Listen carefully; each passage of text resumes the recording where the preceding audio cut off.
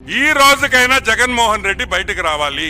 ఇంకా ఎన్ని రోజులు నీ కేసులు ట్రయల్కి వచ్చేదానికి, ఎన్ని రోజులు నీకు ఈ కేసులు జరుగుతాయి? ఇప్పుడు 5,000 రోజులు జరిగినాయి. ఇంకా హౌ లాంగ్? ఈరోజు మేము ప్రశ్నిస్తున్నాం. ఇంకా ఎన్ని? 2,000 రోజుల, 3,000 రోజుల, 4,000 రోజుల, 10,000 రోజుల?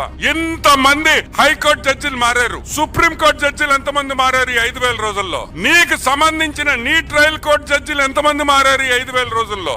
ఏం జరుగుతుందని అడుగుతున్నాం. నువ్వు మొగోడువైతే కోర్టుకు పో, ఏ వాయిదా అడగను, వాయిదాలు వద్దు, 6 నెలల్లో నా కేసు తీర్పిండి అన్నాడు. కూటమి ప్రభుత్వం నీ వెనకుంటది ఈ విషయంలో. మేమందరం మిమ్మల్ని సపోర్ట్ చేస్తాం. నువ్వు మొగాడువైతే రా, 6 నెలలు కోర్టులో తెలుసుకుంటాం. 6 నెలలు రోజు నేను కోర్టుకు వస్తా.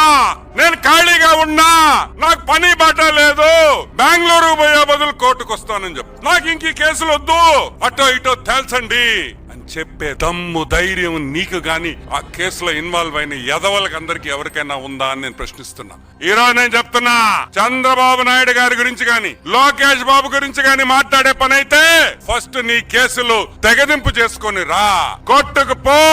దమ్మున్న మగాడి అంటావు కదా, పో కోర్టుకి. 6 నెలల్లో రోజు నేను ఈడ కూర్చుంటా అని చెప్పే దమ్ము, ధైర్యం లేనోడివి తెలుగుదేశం పార్టీ గురించి గాని, తెలుగుదేశం పార్టీ విధానాల గురించి గాని మాట్లాడే హక్కు కూడా లేదని కూడా నేను మనవి చేస్తున్నాను.